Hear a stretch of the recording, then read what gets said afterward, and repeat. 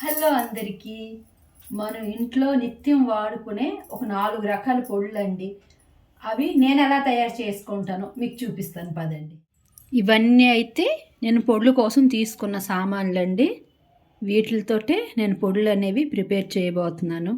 మనం నిత్యం వాడుకునే వస్తువులు ఉప్పు, పసుపు, కారంతో పాటు ఈ గరం మసాలా కూడా మనకి అంత ఇంపార్టెంట్ అండి.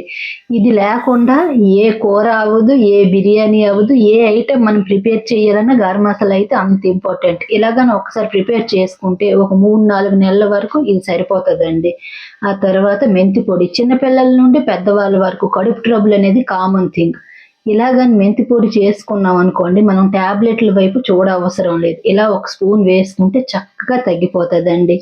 నేనైతే ప్రతి నెలలో ఒకరోజు ఇలా పొడులన్నీ ప్రిపేర్ చేసుకోవడానికి పెట్టుకుంటానండి. మసాలా పౌడర్ ఒకటి 3 మంత్స్ లాగా వస్తుంది. మిగిలినవేవి 1 మంత్లోనే ఫినిష్ అయిపోతాయండి. ఇంకా నెక్స్ట్ వచ్చేసి ఇది తొక్క పెసరపప్పు అండి.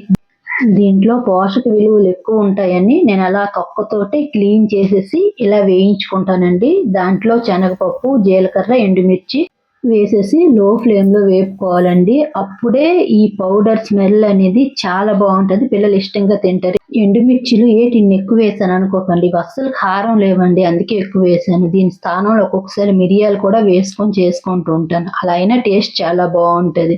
మీకు తొక్క పెసరపప్పు ఇష్టం లేకపోతే నార్మల్ పెసరపప్పుతోనే చేసుకోవచ్చు. టేస్ట్ మాత్రం చాలా బాగుంటుందండి.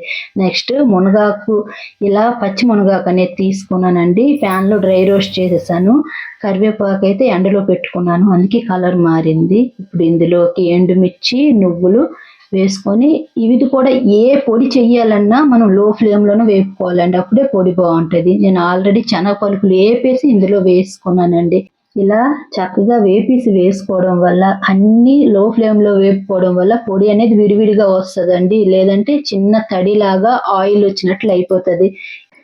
ఇలా లో ఫ్లేమ్లో వేపుకొని చేసుకుంటే పొడులు అనేవి విడివిడిగా వస్తాయి. చాలా రోజులు మనం నిల్వ ఉంచుకోవచ్చు. ఎన్ని రోజులైనా ఫ్రెష్గా ఉంటుందండి.